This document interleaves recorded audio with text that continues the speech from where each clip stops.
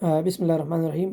سب سے پہلے اس موصوف کو سنیں اور اس کی اپنی من گھڑت تشریحات بھی سنیں۔ اس کے بعد میں آپ کو بتاتا ہوں کہ صحابہ اور تابعین کا مذہب اور صحابہ اور تابعین نے ان آیات کی تشریح اور معنی اور مراد کیا لیا ہے۔ اللہ تعالیٰ نے صاف ایک ہی لفظ استعمال کیا اور قرآن پاک میں وہ لفظ ہر جگہ پہ استعمال ہوا ہے، تو اوپر آسمان میں جانے والے راستوں کے لیے استعمال ہوا ہے۔ اور یہ بھی میں نے نہیں کہا کہ میرے خیال سے آسمان میں جانے والے راستوں کے لیے استعمال ہوا ہے، یہ بھی صحابہ نے اور تابعین نے بتایا ہے کہ جب بھی اللہ تعالیٰ سببہ کا لفظ استعمال کرتے ہیں، وہ اہم صحابی زید بن اسلم خود کہتے ہیں کہ صحابہ کرام نے سببہ کا مطلب ہمیشہ آسمان پہ جانے والے راستوں کے لیے لیا ہے۔ ٹھیک ہے، اب غور سے سمجھیں، پاکستان کی اردو میں جب بھی آپ سورہ کہف کی 80 نمبر آیت سے شروع کریں ترجمہ پڑھنا، اور جیسے ہی سببہ کا لفظ آئے، 2 دفعہ آتا ہے پے در پے، ٹھیک ہے، پہلی دفعہ سببہ کا مطلب پتہ کیا لیتے ہیں کہ ذوالقرنین کو اللہ تعالیٰ نے طاقت دے دی، سببہ کا لفظ لکھا ہوا ہے، جیسے اللہ تعالیٰ نے کہا سببہ دی عطا کی، ذوالقرنین کو ہر قسم کی طاقت دے دی، ہر قسم کی اشیاء دے دی، ہر قسم کا سامان دے دیا۔ پڑھیں نا ذرا، جو بھی سن رہے نا یہ پوڈ کاسٹ غور سے پڑھیں، سورہ کہف سببہ کا پہلی دفعہ کا استعمال، اور جیسی دوسری دفعہ اگلی آیت میں فَأَتْبَعُوا السَّبَبَ اللہ نے کہا، اور آل آف اے سڈن سببہ کا مطلب کیا بننا تھا، پھر وہ اس راستے پہ چل پڑا۔ بھائی کھانے پینے کی چیزیں دی تھی، طاقت دی تھی، طاقت کے اوپر چل پڑا کیسے ہو سکتا ہے؟ اردو کی گرامر اچانک پاکستانیوں کی برموڈا ٹرائنگل میں گھس جاتی ہے، اس آیت پہ آ کے نا ہر اردو کے مترجم کی گرامر اچانک ٹک ٹک ٹک ٹک فلیکر کرنا شروع کر دیتی ہے کہ سببہ کا صاف مطلب لکھ بھائی، راستے اللہ نے راستے عطا کیے، یہ کہنے میں کیا مذائقہ ہے آپ کو؟ کیونکہ اگلی آیت بتا رہی ہے پھر وہ اس راستے پہ چل پڑا، فَأَتْبَعُوا السَّبَبَ۔ اگر اللہ نے لوہے کو پگھلانے کی طاقت دے دی ہے، فار ایگزامپل یہ بھی لکھا ہوا ہے، ٹھیک ہے، پاکستان کے ایک اسکالر نے کہ اس کو لوہے کے پگھلانے کی طاقت دی سببہ، تو پھر اگلی آیت میں یہ کیوں کہہ رہے ہیں کہ وہ راستے پہ چل پڑا؟ پھر لوہے کے پگھلانے پہ چل پڑا بول دینا، پھر لوہے کے پگھلانے کی طاقت پہ چل پڑا۔ آپ یہ کہہ رہے ہیں کہ راستہ ہے؟ جی 100% اس کے اوپر وثوق سے قرآن پاک خود کہہ رہا ہے۔ قرآن پاک نے لفظ 9 دفعہ استعمال کیا سورہ کہف کے علاوہ، 9 کی 9 دفعہ آسمان کے راستے سے۔ فرعون نے کہا او حمان، یہ موسیٰ کہتا ہے 7ویں آسمان کے اوپر اس کا رب ہے، بنا نہ ذرا سببہ، میں جاؤں اوپر جا کے دیکھوں کہ اس کا رب کدھر ہے۔ اس وقت کیوں نہیں لوہے کی پگھلانے والی طاقت نکالتے آپ فرعون کے لیے؟ جب فرعون حمان سے کہتا ہے مجھے بھی، میں نے بھی اسباب اس مصدر اور سبب ہے نا، میں نے بھی اسباب بنانا اوپر جانے کا، ٹھیک ہے۔ اور یہ بائی دا وے ہیبرو میں بھی اس کا مطلب یہی ہے، جب جیکبز لیڈر، حضرت یعقوب کی لیڈر توریت میں استعمال ہوتی ہے، وہ بھی یہی لفظ باقاعدہ سیڑھی کے ساتھ بناتے ہیں کہ یعقوب علیہ السلام اوپر پہنچ گئے اللہ سے ملنے، مگر وہ یہ کہتے ہیں کہ جب اوپر جانا ہوتا ہے تو وہ بھی یہ لفظ ہیبرو میں بھی یہ لفظ استعمال ہوتا ہے۔ یہ سوائے اردو میں باقی ہر زبان میں اوپر۔ اچھا، سب سے پہلے ساحل عدیم نے جو کہا کہ قرآن میں جو سببہ کا لفظ ہے یہ 9 بار آیا ہے، اور ہر جگہ صرف اور صرف آسمان پر جانے کا جو رستہ ہوتا ہے، آسمان کا رستہ مراد ہے 9 کے 9 جگہ، حالانکہ ایسا نہیں ہے۔ قرآن میں 9 جگہ سبب یا اسباب کا لفظ ضرور آیا ہے، لیکن یہاں پر جمہور صحابہ کرام، جن میں حضرت عبداللہ ابن عباس جو امام المفسرین ہیں ان کا قول، اور جمہور تابعین کا قول، اور تمام مفسرین کا قول مختلف ہے کہ سبب کا لفظ اور اسباب کا لفظ قرآن میں علم کے معنی میں بھی آیا ہے، قرآن میں منزل اور ہدف کے معنی میں بھی آیا ہے، اور قرآن میں رستے کے معنی میں بھی آیا ہے۔ ایسا نہیں ہے کہ 9 کی 9 جگہ صرف آسمان پہ جانے والا رستہ مراد ہے۔ تو میں بات شروع کرنے سے پہلے ساحل عدیم سے گزارش کروں گا کہ آپ مہربانی کر کے کسی قاری صاحب کے پاس بیٹھیں، کسی مسجد کے امام کے پاس بیٹھیں، کسی مولوی صاحب کے پاس بیٹھیں اور اپنی قرآن کی تلاوت درست کریں، کیونکہ 2 مرتبہ اتنی فحش غلطی آپ نے کی، فَأَتْبَعُوا سَبَبًا، فَأَتْبَعُوا سَبَبًا۔ بھائی فَأَتْبَعُوا سَبَبًا نہیں ہے، فَأَتْبَعَ سَبَبًا، اور اتبع اور اتبعو میں کتنا فرق ہے۔ اگر آپ عربی جانتے یا آپ نے تفسیر صحیح پڑھی ہوتی، قرآن صحیح پڑھا ہوتا، تو آپ کو معلوم ہوتا اتبع پاسٹ ٹینس ہے، اتبع ماضی کا صیغہ ہے، اور اتبعو یہ فیوچر اور پریزنس کا ٹینس ہے، یعنی مستقبل اور حال پر دلالت کرتا ہے اتبعو. تو اگر ایک بار آپ نے غلطی کی ہوتی تو چلو بندہ کہتا کہ غلطی سے یعنی زبان پھسل گئی یا منہ سے نکل گیا، غلطی ہو گئی. ایک بار آپ نے دھڑلے سے کہا فَأَتْبَعُوا سَبَبًا، پھر دوسری بار دوبارہ آپ یہی کہہ رہے ہیں فَأَتْبَعُوا سَبَبًا، تو اس کا مطلب یہ ہے کہ آپ کی تجوید ٹھیک نہیں ہے، آپ کی تلاوت ٹھیک نہیں ہے. تو لہٰذا آپ کسی قاری صاحب کے پاس بیٹھیں، اپنی تلاوت جو کہ نبوت کے مقاصد میں سے سب سے پہلا مقصد ہے تلاوت کرنا، تو آپ پہلے اپنی تلاوت آیات کیسی پڑھی جاتی ہیں ان کو درست کریں، اور پھر اس کے بعد صحیح طرح سمجھیں اور لوگوں کو سمجھانے کی کوشش کریں. اب آتے ہیں ان آیات کی طرف جو سب سے پہلے سورہ کہف کی آیات جو کوٹ کی ساحل ادیم نے، وہ میں آپ کو سناتا ہوں. تو ساحل ادیم نے یہ بھی کہا کہ یہاں پر سببہ سے مراد، یعنی سورہ کہف کی جو آیات انہوں نے کوٹ کی، سببہ سے مراد ہے آسمان پہ جانے والا رستہ. دیکھیے اِنَّا مَكَّنَّا لَهُ فِي الْأَرْضِ وَآتَيْنَاهُ مِن كُلِّ شَيْءٍ سَبَبًا. اللہ رب العزت فرماتے ہیں حضرت ذوالقرنین کے بارے میں کہ ہم نے پوری زمین ان کے لیے مسخر کر دی، یعنی ان کو زمین کی سلطنت دے دی. وَآتَيْنَاهُ مِن كُلِّ شَيْءٍ سَبَبًا، ہر چیز کا علم دے دیا.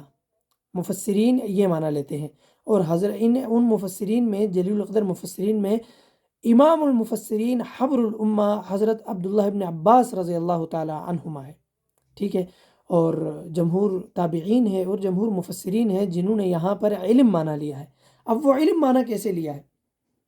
وَآتَيْنَاهُ مِن كُلِّ شَيْءٍ سَبَبًا، یعنی زمین کی ہر چیز، جو وسائل ہوتے ہیں، جو ذرائع ہوتے ہیں، یعنی اپنے سلطنت کو چلانے کے لیے جتنے بھی وسائل ہوتے ہیں، وہ سارے حضرت ذوالقرنین کو اللہ نے دے دیے، اور ان کو یوز کرنے کا، ان کو استعمال کرنے کا علم دے دیا. یہ مراد ہے وَآتَيْنَاهُ مِن كُلِّ شَيْءٍ سَبَبًا، وہ تمام وسائل کا علم دے دیا. فَأَتْبَعَ سَبَبًا، تو حضرت ذوالقرنین نے ان تمام وسائل کو بروئے کار لایا، یعنی پیچھے ان اسباب کے پیچھے چلنے کا یہ مطلب ہے کہ ان تمام اسباب کو بروئے کار لایا، ان سے فائدہ اٹھایا. حتی اذا بلغ مغرب الشمس، یعنی جو سفر کے لیے جن وسائل کی ضرورت تھی اللہ رب العزت نے ان کے لیے مسخر کیا تھا، ان کو علم دیا تھا، تو اس علم کے ذریعے ان تمام وسائل کو بروئے کار لایا. حتی اذا بلغ مغرب الشمس، اور اتنا لمبا سفر کر کے اینڈ آف دی ویسٹ پہنچ گئے، جہاں پر سورج غروب ہوتا ہے. اگر ساحل ادیم والا معنی لیا جائے، جیسے ساحل ادیم کہتے ہیں کہ ساحل ادیم والا معنی لیا جائے کہ آسمان پہ جانے والا رستہ مراد ہے، تو بھائی ٹھیک ہے. فَأَتْبَعَ سَبَبًا، حضرت ذوالقرنین جو ہے وہ آسمان کے رستے پر چل پڑے. تو اب ہونا تو یہ چاہیے کہ آسمان کے رستے پر چل کر حضرت ذوالقرنین کو آسمان پہنچنا چاہیے، لیکن حضرت ذوالقرنین پہنچ رہے ہیں کہاں پر جی؟ حتی اذا بلغ مغرب الشمس، اینڈ آف دی ویسٹ پہنچ رہے ہیں، مغرب الشمس پہنچ رہے ہیں، جہاں پہ سورج غروب ہو رہا ہے.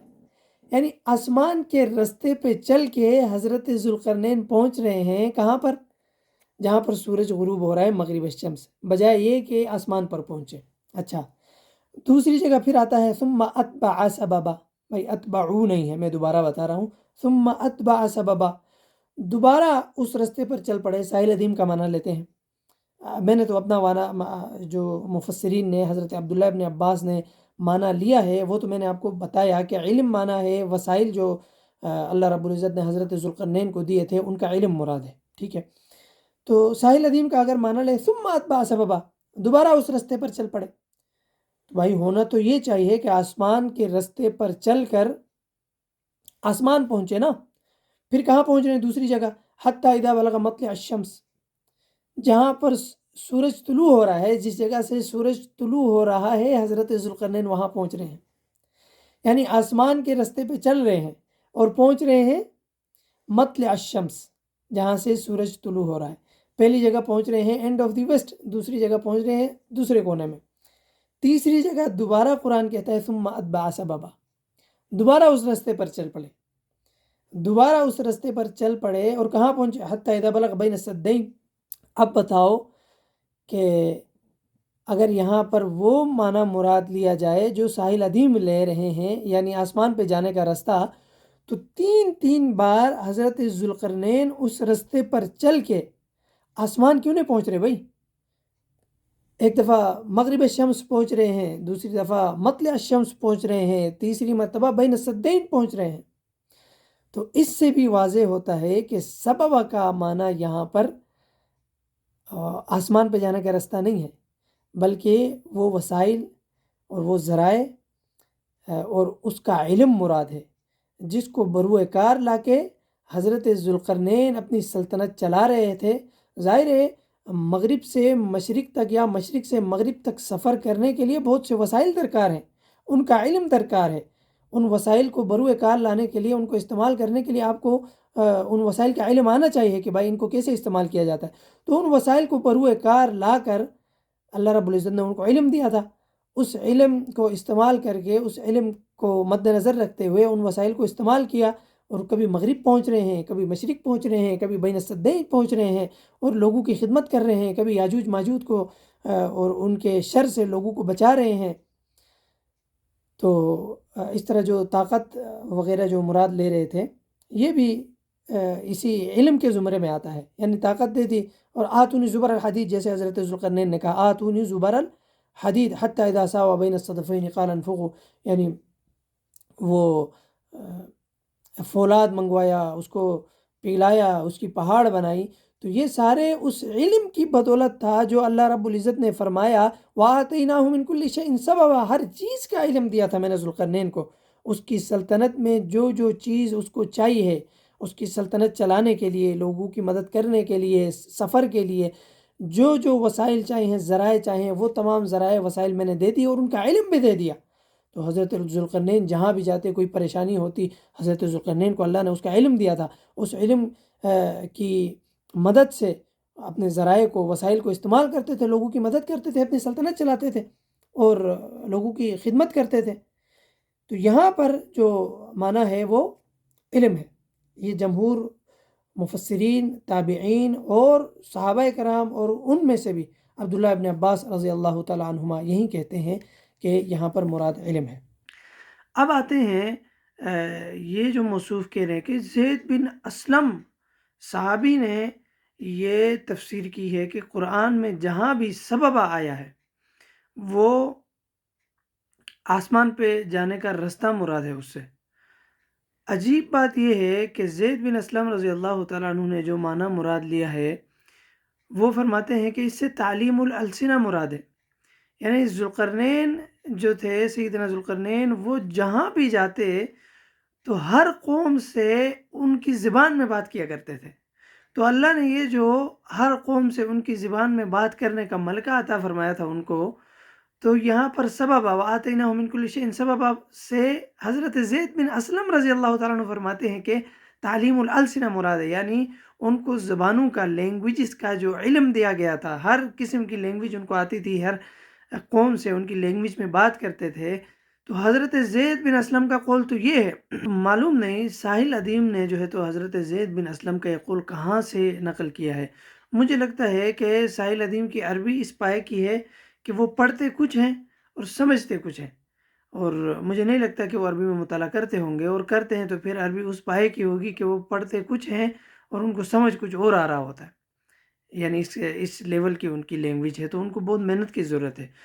اب آتے ہیں دوسری جگہ جہاں پر ساحل ادیم کہہ رہے تھے کہ فرعون نے حامان سے کہا بھائی بناؤ نا میرے لیے سببا، بناؤ نا میرے لیے سببا۔ ساحل ادیم کے الفاظ ہیں، آپ دیکھ لیں دوبارہ۔ بھائی فرعون نے حامان سے یہ نہیں کہا کہ بناؤ نا میرے لیے سببا۔ یہ سورہ مومن ہے، سورت نمبر 40، اور آیت ہے اس کی آیت نمبر 36 اور 37۔ اب سنیں، وقال فرعون یا حامان ابن لی صرحا، فرعون حامان سے کہتا ہے کہ اے حامان میرے لیے صرحا بناؤ۔ صرحا کا کیا مطلب ہے؟ صرحا کا مطلب ہے کہ بہت بلند و بالا عمارت، ٹھیک ہے؟ تو فرعون حامان سے کہتا ہے کہ بھائی میرے لیے ایک بلند و بالا عمارت تیار کرو، بناؤ، تعمیر کرو، تاکہ لعلی ابلغ الاسباب، تاکہ میں اسباب تک پہنچ جاؤں۔ اگر یہاں اسباب کا معنی آسمان پہ جانے کا رستہ لیا جائے تو بھائی رستے پہ تو چلا جاتا ہے، رستے پہ پہنچا تو نہیں جاتا، رستے پہ چل کے منزل تک پہنچا جاتا ہے۔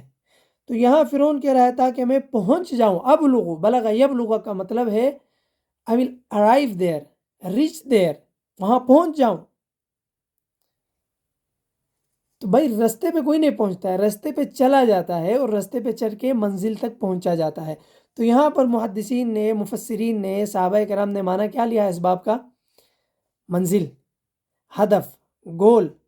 تو فرعون حامان سے کہہ رہا ہے میرے لیے ایک بلند و بالا، یہاں پر ابواب بھی مراد لیا ہے، وہ میں ابھی آپ کو بتاتا ہوں کہ بھائی آسمان تک ایک بلند و بالا عمارت بناؤ تاکہ میں اس بلند و بالا عمارت پر چڑھوں، لعلی ابلغ الاسباب، پھر میں کیا کروں؟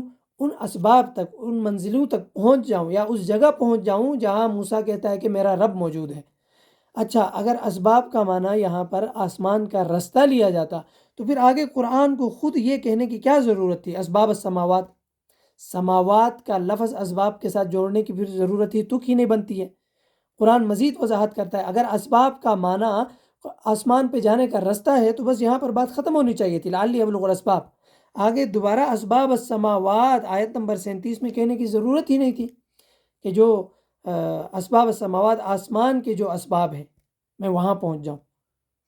تو یہاں پر محدثین نے، مفسرین نے مراد یہ لیا ابواب السماوات، یعنی اس بلند و بالا عمارت پر چڑھوں اور آسمان کے دروازے کھولوں اور پھر جھانک کر دیکھوں کہ موسیٰ کا الہ، موسیٰ کا رب ادھر موجود ہے کہ نہیں ہے۔ تو بات لمبی ہو رہی ہے، میں صرف قرآن کی ان دو جگہ پر جو سبب اور اسباب کا معنی آیا ہے وہ میں نے بتایا، کیونکہ ساحل ادیم ایک اپنی طرف سے کوئی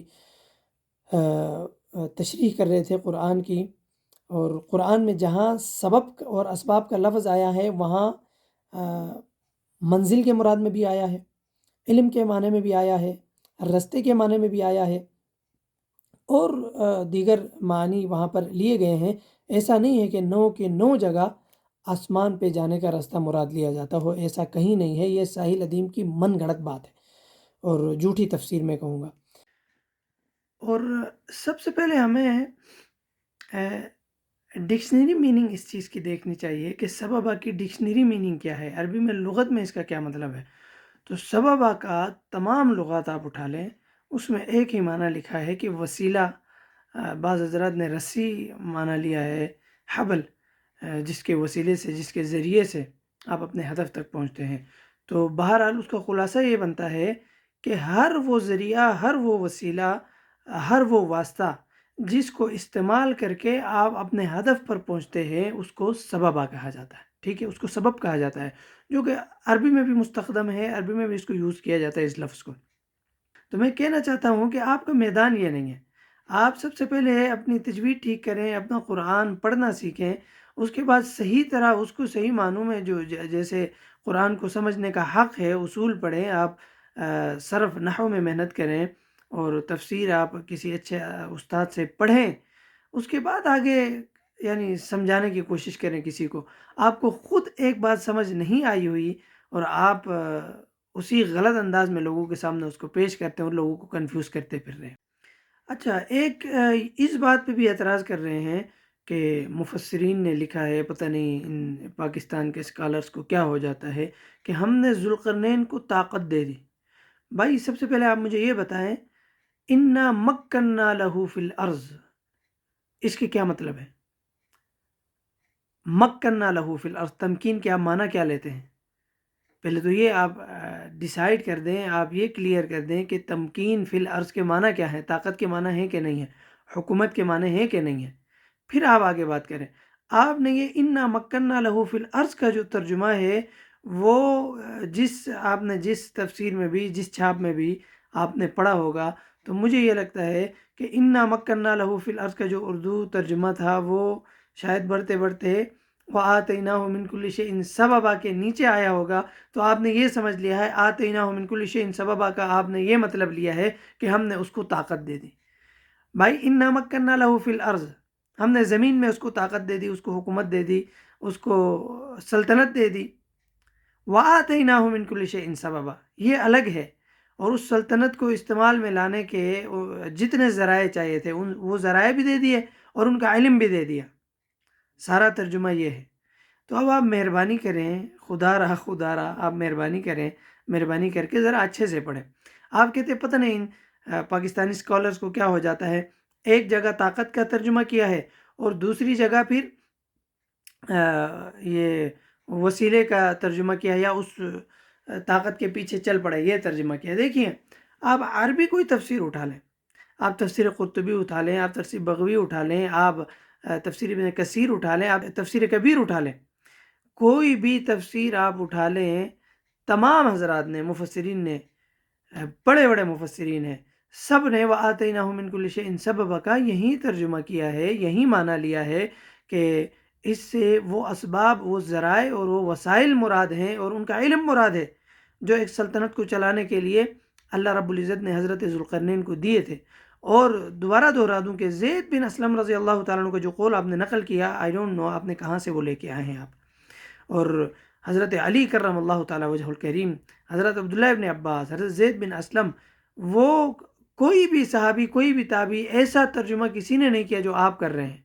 ابھی مجھے پتہ نہیں ہے آپ کہاں سے لے کے آئے ہیں، خدا رہا آپ مجھے وہ سورس بتا دیں، وہ حوالہ بتا دیں تاکہ ہم بھی دیکھیں کہ بھائی اتنا بڑا حکمت کا خزانہ پوری امت سے، صحابہ کرام سے، تابعین سے کیوں چھپا رہا جو ساحل عظیم کو ملا اور پوری امت کو نہیں مل سکا. آپ خدا رہا ہمیں بتائیں کہ وہ حکمت کا خزانہ، وہ تفسیر کا خزانہ کہاں سے آپ نے لیا ہے، آپ ہمیں بھی بتا دیں تاکہ ہم بھی استفادہ کریں.